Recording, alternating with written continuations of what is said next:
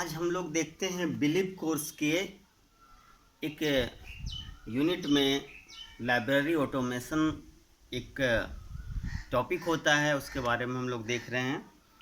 हम देखते हैं इसमें हम लोग need and purpose, planning and implementation, ये चार चीज़ों का हम लोग देखेंगे। Library automation, need and purpose, आवश्यकता और उद्देश्य इसका क्या है। हम लोग पहले शुरुआत करेंगे लाइब्रेरी ऑटोमेशन के कॉन्सेप्ट से। लाइब्रेरी ऑटोमेशन के कॉन्सेप्ट से लाइब्रेरी ऑटोमेशन क्या चीज़ है, क्योंकि जब आप एग्ज़ाम में नोट्स लिखते हैं तो किसी भी टॉपिक का हो, अगर पुस्तकालय स्वचालन क्या है, इसकी आवश्यकता, उद्देश्य को लिखे, ऐसा क्वेश्चन आता है तो हम जब तक हम लाइब्रेरी ऑटोमेशन के कॉन्सेप्ट से नहीं करेंगे तब तक वह प्रश्न लिखना हमारा, उसका आंसर देना अधूरा हो जाएगा। और जब तक हम इस कॉन्सेप्ट को समझेंगे नहीं तब तक हम लोग फ्यूचर के लिए तैयार नहीं होंगे। तो सबसे पहले हम लोग देखते हैं लाइब्रेरी ऑटोमेशन। लाइब्रेरी ऑटोमेशन, पुस्तकालय स्वचालन क्या चीज़ है। सबसे पहले हम लोग देखते हैं पुस्तकालय स्वचालन को देखने के लिए हम लोग सबसे पहला चीज़ क्या देखते हैं, स्वचालन क्या है।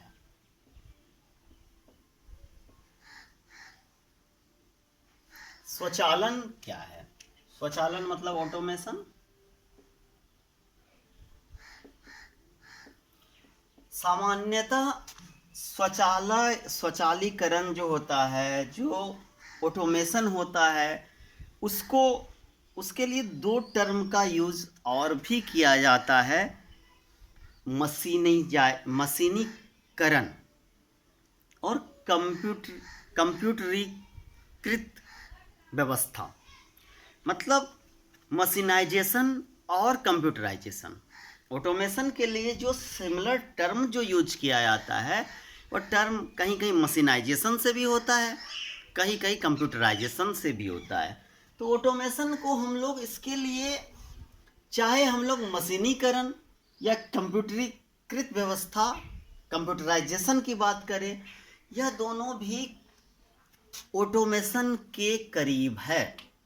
ध्यान से जब हम देखेंगे ऑटोमेशन क्या है, यह क्या है, ऑटोमेशन का क्या अर्थ होता है, स्वचालन, अपने आप चलना। मगर हम लोग गौर से जब देखेंगे तो क्या अपने आप मशीन चलती है? कंप्यूटर को जब तक आप ऑन नहीं करते, उसमें फीडबैक नहीं देते, आप टाइपिंग नहीं करते, अपने आप टाइप नहीं होती है।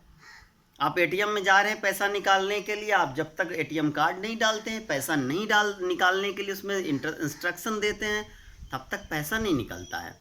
ऐसा नहीं कि आप गए, आपको 10,000 चाहिए, आपको एटीएम मशीन अपने आप ऑटोमेटिक 10,000 निकाल के दे देगा।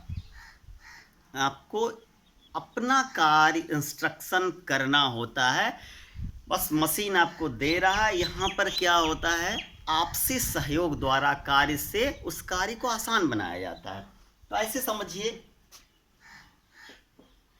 मानव और मशीन,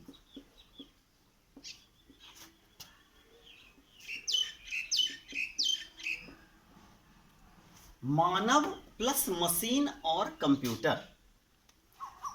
अगर कोई कार्य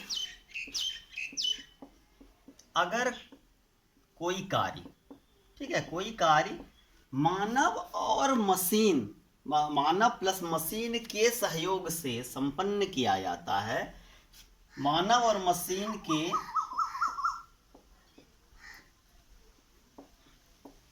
आपसी सहयोग से संपन्न किया जाता है, तो वह क्या कहलाता है, वह कार्य कहलाता है ऑटोमेशन। ऑटोमेशन में किसी कार्य को करने के लिए मशीन को मानव द्वारा इंस्ट्रक्शन दिया जाता है, उसको या उसका उपयोग किया जाता है, और इससे मानव को अपने कार्य करने के लिए सहायता मिलती है। तो यह हम लोग कॉन्सेप्ट पहले समझते हैं ऑटोमेशन की, तभी हम लोग लाइब्रेरी ऑटोमेशन को समझ पाएंगे। तो ऑटोमेशन मतलब मानव और मशीन के बीच सम्मिलित प्रयास द्वारा किया जाने वाला कार्य। अब हम लोग यहाँ पर पुस्तकालय स्वचालन समझते हैं। पुस्तकालय स्वचालन, लाइब्रेरी ऑटोमेशन। देखिए, लाइब्रेरी ऑटोमेशन और ऑटोमेशन में बहुत का अंतर नहीं है, बस कार्य मानव की जगह में पुस्तकालय कर्मचारी और मशीन और कंप्यूटर सॉफ्टवेयर वही रहेगा। और कार्य क्या होगा, पुस्तकालय में जो नित्य प्रति जो क्रिया होती है, जो हाउसकीपिंग ऑपरेशन होता है वही। तो हम लोग यह समझते हैं पुस्तकालय स्वचालन क्या है। पुस्तकालय कार्यों के लिए मानव की जगह हम यहां पर समझते हैं पुस्तकालय कर्मचारी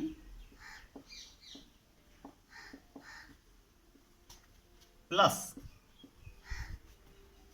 पुस्तकालय कार्यों के लिए पुस्तकालय कर्मचारी और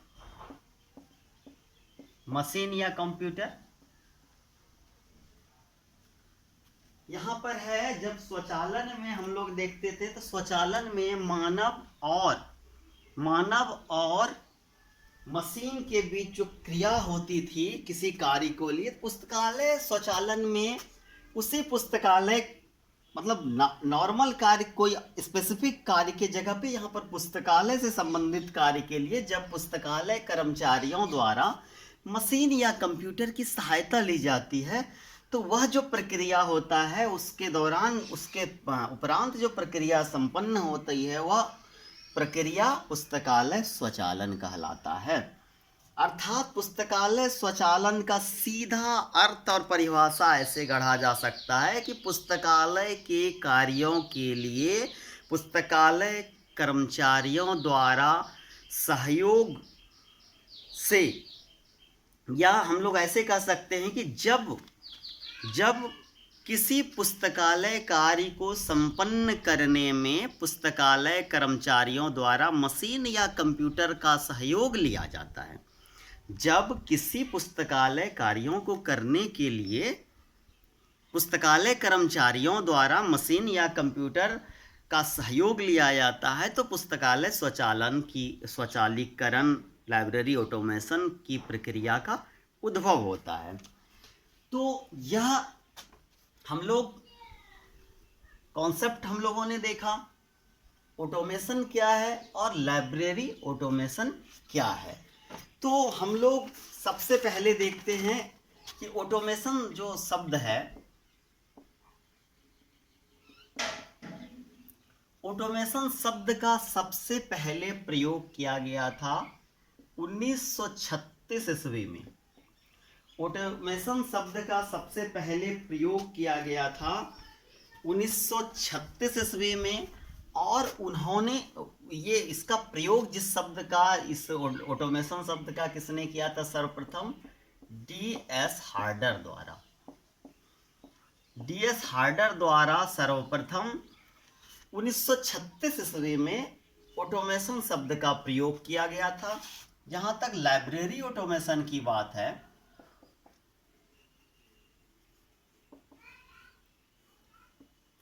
लाइब्रेरी ऑटोमेशन का प्रयोग सर्वप्रथम किसके द्वारा किया गया था, HP लोहान के द्वारा। इन्होंने HP लोहान द्वारा पुस्तकालय के कैश जो सर्विस होता है, कैश करंट अवेयरनेस सर्विस के लिए कैश के कंप्यूटरीकृत स्वरूप,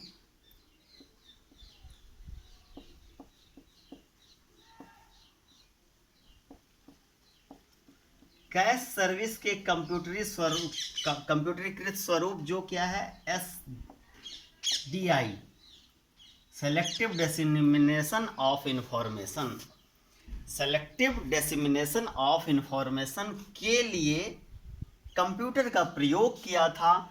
और इसी वजह से HP लोहान को पुस्तकालय स्वचालन का जनक भी माना जाता है। पुस्तकालय स्वचालन का जनक किसे माना जाता है, HP लोहान को, क्योंकि उन्होंने पहली बार पुस्तकालय के कार्यों के लिए पुस्तकालय सेवा जो कैश सेवा के कंप्यूटरीकृत स्वरूप का उन्होंने उद्भव किया, उसका नाम रखा उन्होंने SDI, selective dissemination of information cash current awareness service. तो इसके कारण उसे कंप्यूटर, उसे लाइब्रेरी ऑटोमेशन का जनक माना जाता है, क्योंकि उन्होंने पहली बार पुस्तकालय कार्यों के लिए कंप्यूटर का प्रयोग किया। तो यहाँ पर हम लोग पहला चीज़ देखना था, हम लोग जो इस टॉपिक को देख रहे हैं, तो पहला चीज़ था कॉन्सेप्ट ऑफ लाइब्रेरी इंफॉर्मेशन, जो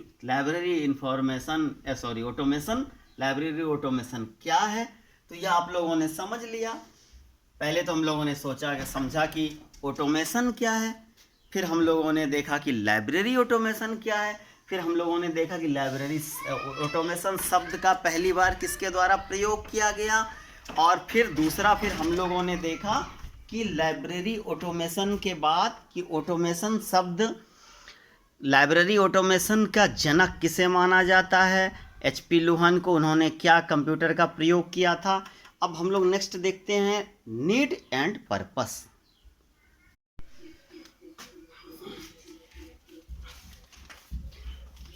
अब हम लोग देखते हैं लाइब्रेरी ऑटोमेशन के कॉन्सेप्ट को हम लोगों ने देखा। अब हम लोग देखते हैं नीड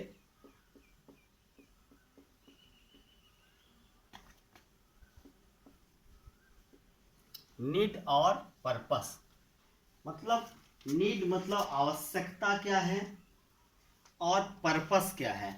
पर्पस क्या है, क्या आवश्यकता है और क्या उद्देश्य है।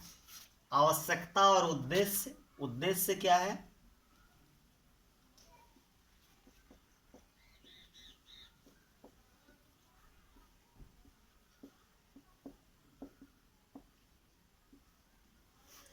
देखिए, हमें सबसे पहले यह समझना होगा कि क्यों किसी भी क्षेत्र में मशीनीकरण की आवश्यकता क्यों पड़ी, उससे क्या फायदे हैं, क्या इसका कार्य है। अगर हम लोग गौर से सोचें, अपने आस पड़ोस अगल बगल या जो रोज हम लोग देखते हैं कि रोज कोई ना कोई कार्य हम लोग मशीन की सहायता से कर रहे हैं, तो वह ऑटोमेशन है। बैंक में जाना है, पैसा निकाल के लाना, ATM, इसके लिए किस किस चीज़ों का, उससे क्या हुआ, मानव श्रम में कमी हुआ, आपको सुविधा हुआ, मॉडर्नाइजेशन हो गया। इस सारी चीज़ों को हम सिर्फ उसी चीज़ों को, सेम चीज़ों को हम पुस्तकालय के कार्यों के उपलक्ष्य में उसकी समीक्षा करेंगे। तो नीड एंड पर्पस हम लोग पहला चलते हैं कि क्या क्या हो सकता है जो नीड और पर्पस में। तो हम लोग पॉइंट वाइज कैसे हम लोग देखते जाते हैं कि क्या हो सकता है। पहला हम लोग देखते हैं कि किसी चीज का आधुनिकीकरण।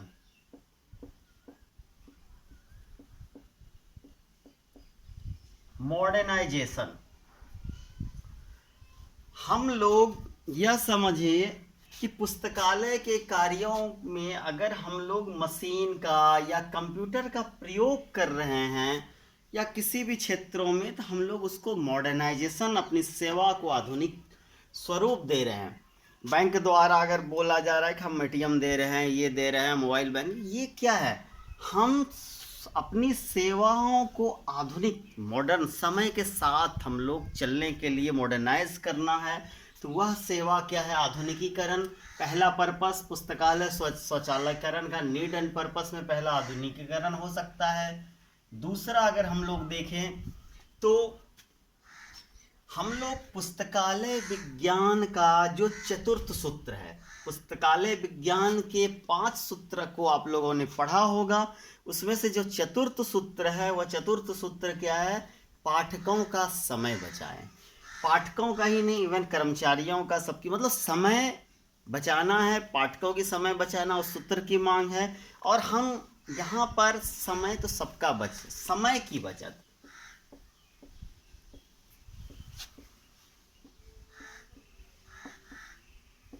हम किसी चीज को हाथ से खोज रहे हैं कैटलॉगिंग में कौन सा टाइटल, कितने पुस्तक प्रेम, अगर कोई पाठक आके हमसे पूछता है कि प्रेमचंद की कितनी पुस्तक इस लाइब्रेरी में हैं, अगर हम उसको हाथ से जाके कैटलॉग कैबिनेट तक जाकर वहाँ पर गिनती करके बताते हैं और हम कंप्यूटर में तुरंत से खोल के बता देते हैं विद इन मिनट, तो ये समय की बचत है। इसमें ना सिर्फ पाठकों की बहुमूल्य समय की बचत, जो रंगनाथन ने अपने चतुर्थ सूत्र में कहा है कि पाठकों का समय बचाएं, उसकी रक्षा होती है, वरन कर्मचारियों के भी समय की रक्षा होती है, उसकी भी समय की बचत होता है।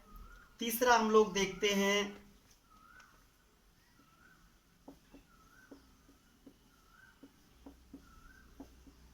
कार्य की दक्षता और गति बढ़ाना।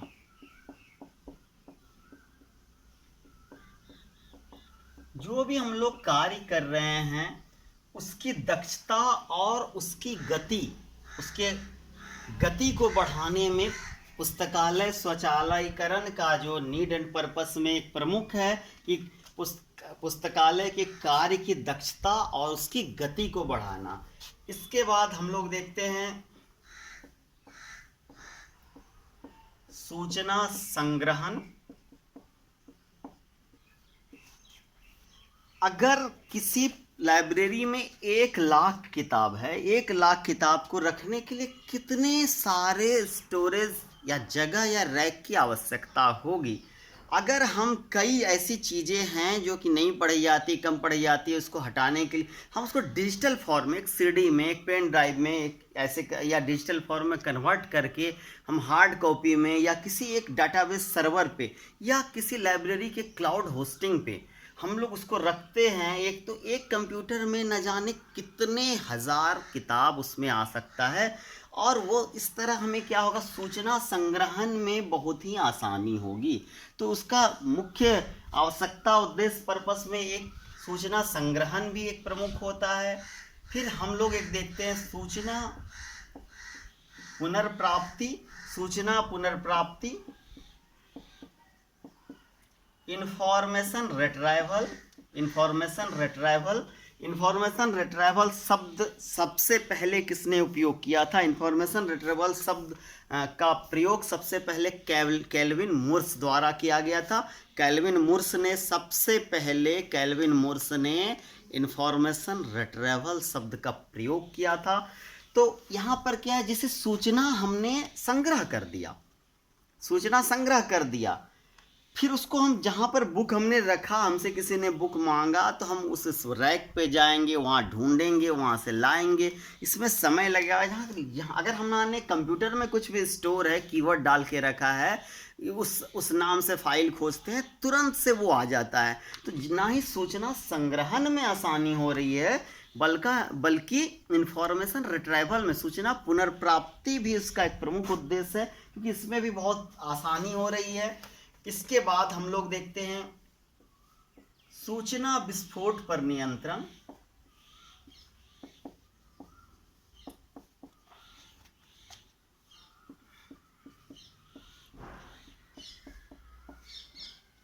सूचना या प्रकाशन या पुस्तक आधुनिक समय में बहुत ही तेजी से वह प्रकाशित हो रहा है, नए सूचना उत्पन्न हो रही है, नई भाषाओं में, नई क्षेत्रों में। तो उस सूचना विस्फोट पर नियंत्रण करना अब मानव के बस की बात नहीं रह गई। कई चीज़ों के लिए कंप्यूटर की और सॉफ्टवेयर की आवश्यकता पड़ती है। तो वह भी एक प्रमुख पर्पस में से है सूचना विस्फोट पर नियंत्रण, यानी पुस्तकालय स्वचालीकरण द्वारा सूचना विस्फोट को भी नियंत्रित किया जा सकता है। फिर हम लोग देखते हैं सूचना विस्फोट पर नियंत्रण लागत प्रभावी।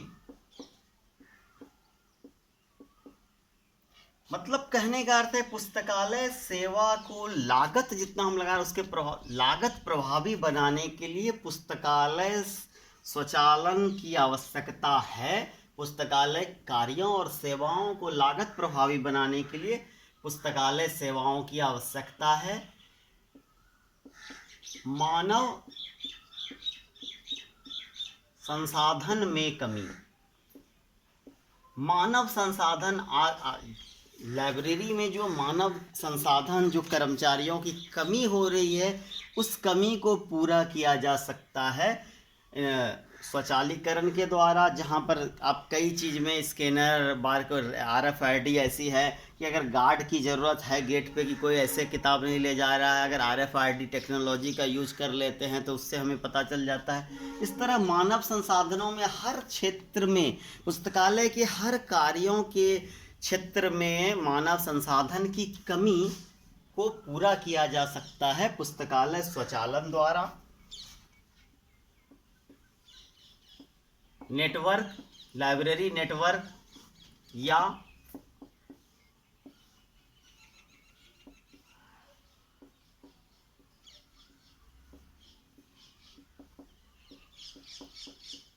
देखिए, अगर हम लोग चाहते हैं कि पुस्तकालय को पुस्तकालय का नेटवर्क बनाएं, नेटवर्क से जोड़े, कई पुस्तकालयों को आपस में जोड़े, या वेब 2.0 तकनीक, ब्लॉगिंग, फेसबुक या ऐसे करके चीज़ों का हम लोग प्रयोग करें, सही से उसका प्रयोग कर सके, तो उसके लिए भी पुस्तकालय स्वचालन आवश्यक होगा, क्योंकि कंप्यूटराइज्ड सिस्टम इससे सपोर्ट करता है और इससे यह चीज़ें आसान हो जाती है। तो ये कुछ जो प्रमुख चीज़ें हैं, ये नीड एंड पर्पस, जो कार्य और जो आवश्यकता उद्देश्य है, यह है पुस्तकालय स्वचालन के। हम लोग नेक्स्ट देखते हैं प्लानिंग, योजना। प्लानिंग मतलब योजना, कैसे बनाया जाए योजना। कि प्लानिंग में हम लोग क्या करेंगे, जब हम लोग सोचेंगे कि हमें कंप्यूटर का उपयोग करना है लाइब्रेरी में, लाइब्रेरी को कंप्यूटराइज्ड करना है, लाइब्रेरी को ऑटोमेटेड करना है, तो प्लानिंग का पहला चरण क्या होगा। पहला चरण कहीं भी होगा तो क्या होगा, वह होगा पॉलिसी मेकिंग। वह क्या होगा, पहला क्या होगा, पॉलिसी मेकिंग होगा। उसमें हम लोग सबसे पहले क्या करेंगे, हम लोग क्या करेंगे, पॉलिसी बनाएंगे। पॉलिसी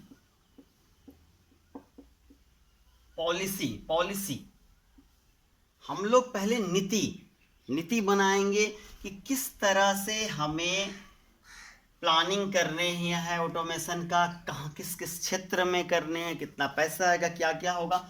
इसके बाद पॉलिसी के बाद दूसरा जो प्रमुख होगा, हार्डवेयर। हम लोग को लाइब्रेरी सॉफ्टवेयर के प्लानिंग के समय में आवश्यक हार्डवेयर भी चाहिए, जैसे कंप्यूटर हो, जेरोक्स मशीन हो, डिजिटल कैमरा हो, अब ऐसे अगर बारकोड स्कैनर हो, बारकोड प्रिंटर हो, ऐसी चीज़ें जो हार्डवेयर जो होता है उसकी ज़रूरत हमें प्लानिंग में पड़ेगी। सॉफ्टवेयर हम लोग जब ऑटोमेशन करने जा रहे हैं तो लाइब्रेरी ऑटोमेशन सॉफ्टवेयर भी हमें चाहिए। अभी के समय में बाजार में दोनों तरह के सॉफ्टवेयर उपलब्ध है। एक जो आपको पेड मिल जाएगा बना बनाया, उसके लिए आपको पैसे देने होंगे।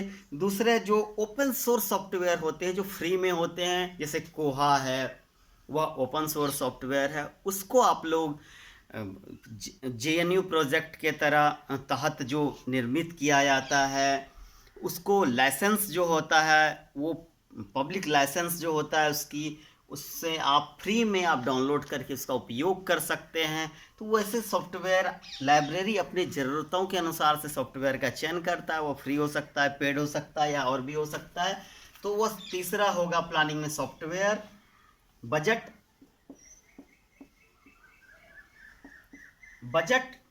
हम लोग प्लानिंग अगर कर रहे हैं ऑटोमेशन के लिए, तो उसके लिए बजट की आवश्यकता होगी। बिना पैसे के हम लोग किसी भी मॉडर्न चीज़ को, आधुनिक कार्य को करना संभव नहीं होता। और सामान्यतः बजट आप लोगों ने पढ़ा होगा, कई प्रकार होते हैं। उसमें से ZBB, जीरो बेस्ड बजट जो होता है, अगर हम लोग कंप्लीट ऑटोमेशन का भी करना चाहें तो ZBB मतलब जीरो बेस्ड बजट, जिसका इस बजटिंग सिस्टम का निर्माण पीटर फायर द्वारा, ZBB जीरो बेस्ड बजट का निर्माण पीटर फायर द्वारा 1970 ईस्वी में किया गया था। तो ऐसे बजट ही तकनीक का उसको बजट बनाने के वक्त अगर इसका हम लोग सहायता लेते हैं ZBB, जीरो वेस्ट बजट को, तो ऐसे में लाइब्रेरी ऑटोमेशन करना ज़्यादा आसान हो जाएगा। इसके बाद जो इम्पोर्टेंट होता है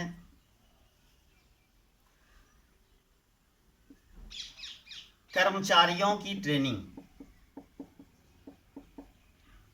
स्टाफ की ट्रेनिंग, कर्मचारियों का प्रशिक्षण, स्टाफ की ट्रेनिंग। हम ऑटोमेशन तो कर देंगे, कंप्यूटर सॉफ्टवेयर हम कर देंगे, लेकिन हमें उसके लिए अपने स्टाफ को भी ट्रेंड करना होगा। हम डाटा एंट्री कैसे करना है, सॉफ्टवेयर हम खरीद सकते हैं, कंप्यूटर खरीद सकते हैं, वो अपने आप कार्य नहीं करेगा। हमने शुरू में ही बताया था कि कर्मचारी और मशीन के बीच में सहभागिता होगी, तो कर्मचारी को पहले स्किल्ड करना होगा। कर्मचारी को हमको स्किल्ड करना होगा कि वह उसका उपयोग कर सके, उस सिस्टम को योगदान दे सके। और उसके बाद जो प्रमुख होता है कि पाठकों का प्रशिक्षण। देखिए, सिर्फ कर्मचारियों को ही हम लोग करने से नहीं होगा, बल्कि पाठकों को भी बताना होगा कि हमने डिजिटाइज किया है, कंप्यूटराइज्ड किया, ऐसे बारकोड का यूज होगा, ऐसे आप खुद से बैठ के लाइब्रेरी कैटलॉग उससे निकालिएगा, इसमें देख सकते हैं। तो यह ज़रूरी हो जाता है कि हम जब ऑटोमेशन प्रक्रिया करें, उसको बना ले, पॉलिसी बना लिए, हार्डवेयर लगा लिए, सॉफ्टवेयर लगा लिए, बजट भी आ गया, कर्मचारियों का भी ट्रेनिंग हो गया, तो उसके बाद हमें पाठकों का प्रशिक्षण भी आवश्यक है, ताकि जो डिजिटल डिवाइड होता है, वैसा पाठक वर्ग जो सूचना तकनीक का उपयोग करने में सक्षम है और वैसा पाठक वर्ग जो सूचना तकनीक का प्रयोग करने में अक्षम है, दोनों के बीच जो गैप बनता है, खाई बनती है, उसे कहा जाता है डिजिटल डिवाइड। तो पाठकों का प्रशिक्षण हम देंगे, उसको हम ट्रेनिंग करेंगे, यूजर एजुकेशन देंगे, ताकि उस गैप को भरा जा सके, जिसका नाम है डिजिटल डिवाइड। अब प्लानिंग के बाद हम लोग देखते हैं इम्प्लीमेंटेशन, कार्यान्वयन।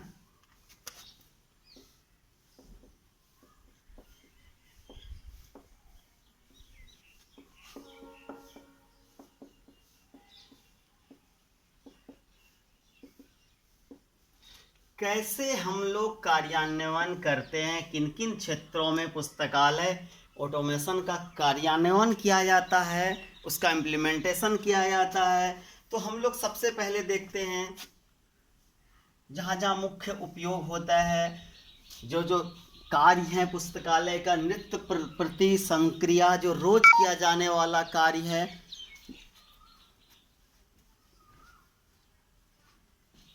जिसे हम लोग कहते हैं इम्प्लीमेंटेशन।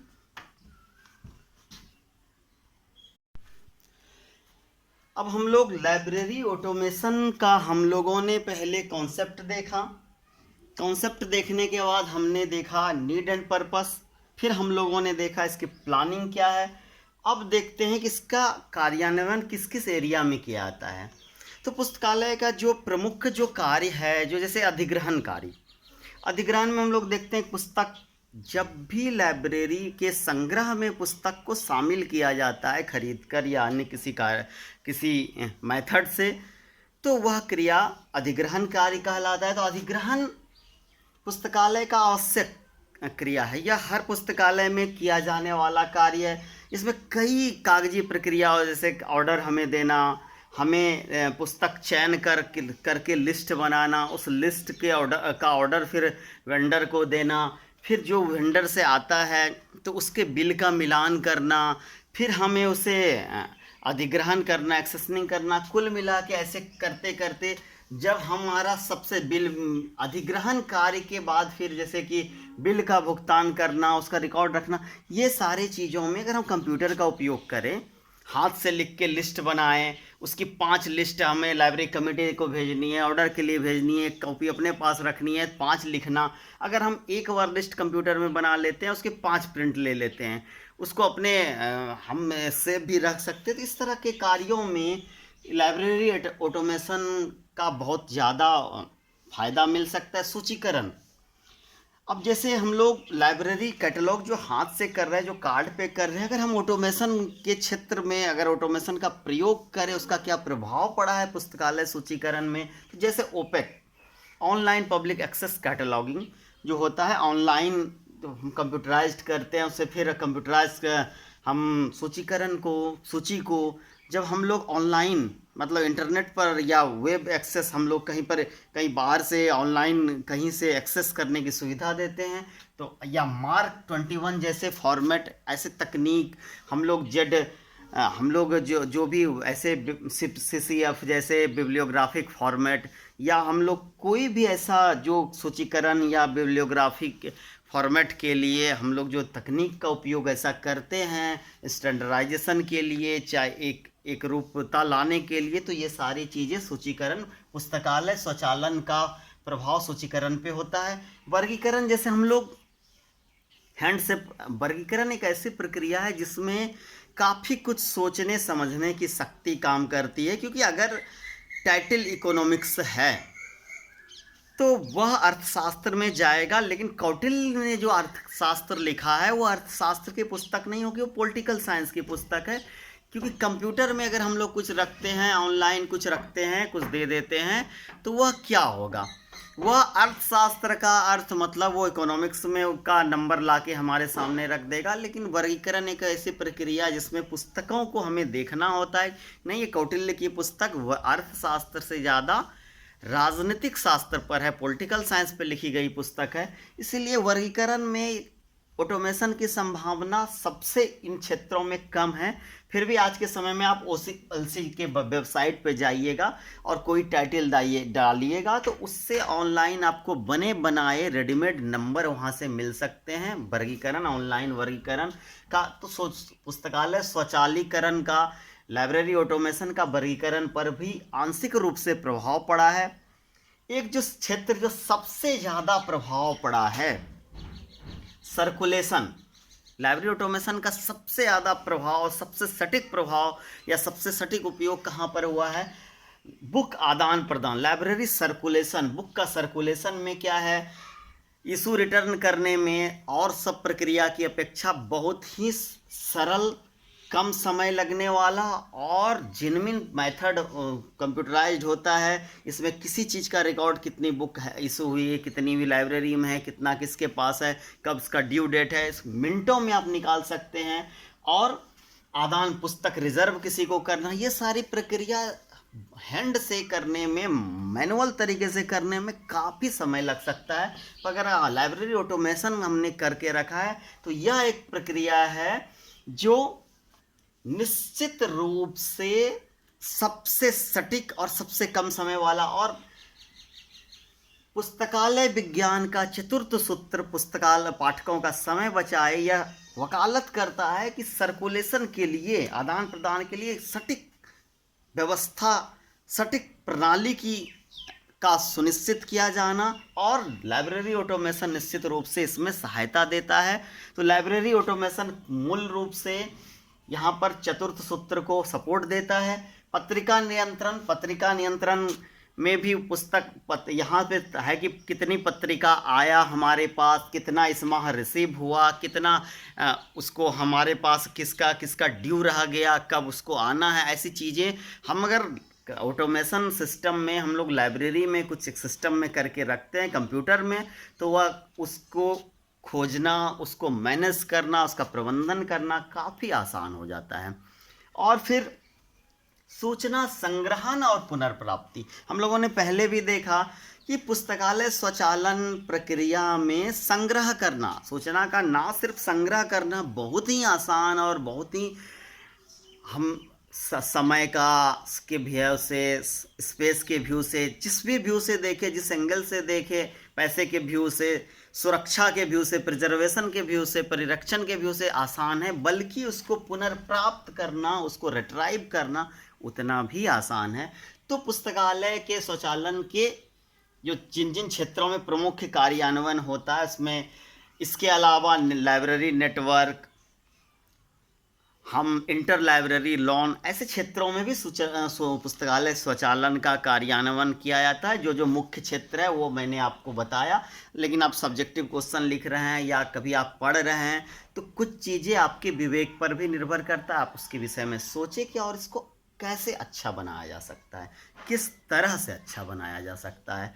तो उम्मीद है कि आपको पुस्तकालय स्वचालन का आपका कॉन्सेप्ट क्लियर हुआ होगा, आपको उसका नीड पर्पस समझ में आया होगा, आपको उसकी प्लानिंग कैसे होनी चाहिए समझ में आया होगा, और उसका इम्प्लीमेंटेशन क्या होता है लाइब्रेरी में, किस तरह होता है हाउसकीपिंग ऑपरेशन में, नित्य प्रति संक्रिया में हाउसकीपिंग ऑपरेशन में किस तरह पुस्तकालय ऑटोमेशन का प्रयोग किया जाता है, आप लोगों को समझ में आया होगा।